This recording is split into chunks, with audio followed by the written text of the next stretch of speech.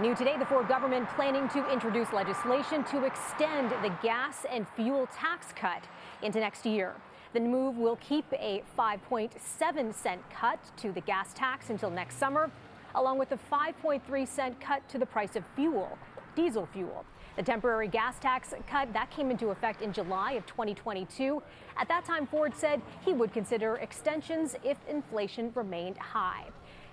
The announcement comes as Premier Doug Ford is facing a slew of questions on ministers' zoning orders and a whole lot more that were given to developers who attended his daughter's wedding. Cynthia Mulligan is standing by at Queen's Park for us. Cynthia, the Premier was in Etobicoke today. He held a news conference, wanted to talk about that gas tax cut, but the conversation certainly shifted. Tell us about the new scrutiny he's facing.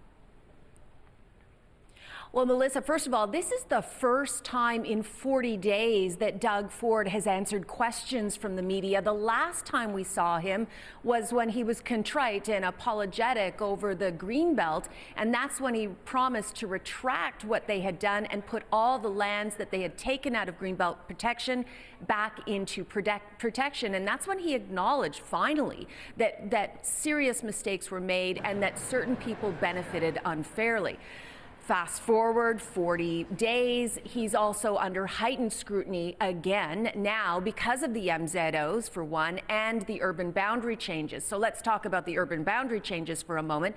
A week ago yesterday, they pulled all of those back because the new housing minister acknowledged that, that didn't go so well and the proper procedures were not adhered to. And then yesterday, the NDP released some potentially damning information about Doug Ford and his daughter's wedding. And the NDP concluded that the 4 developers that attended Doug Ford's wedding benefited from MZOs, and those are municipal zoning orders where the government can come in and kind of Bigfoot over municipalities and say, no, you're building this, you're building it now. So today, everybody was wondering what Doug Ford would be. What kind of Doug Ford were we going to see? And quite frankly, Melissa, we saw a defiant, unapologetic Doug Ford. Take a listen to what he had to say.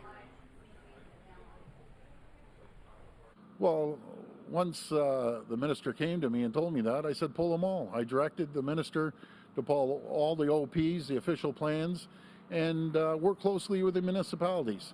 And we look forward to working with them. I know they're going to make more changes, the municipalities. That's the way the system works. Folks, it's thousands and thousands and thousands of changes that all 444 municipalities make. So, Melissa, he was talking about the urban boundary extensions that they retracted. So this is so very interesting because what he kept saying is he was unaware. He was unaware of all these changes. There are thousands of them. Nobody can keep track of them. Therefore, nobody in the government, and particularly not him, was doing anything wrong. Now, we also know that yesterday there was a 7,000-page document dump because of Freedom of Information requests by environmental groups, and the environmental groups are saying, no, there's a direct correlation, and the PO's office, the Premier's office, is mentioned many times in sense that they want to know what's happening and they want to know that specific changes were made. So the fallout from that still has not happened. We also know, Melissa, that the RCMP have launched an investigation, and Doug Ford was specifically asked today if they have requested that he be interviewed. Take a listen. Should the RCMP investigate the urban boundary expansion? No, I haven't talked to them at all. No, but should they? No, again, this is a change that happens in every single government, municipal and provincial. Changing boundaries, honestly, it's all part of the process. It happens all the time.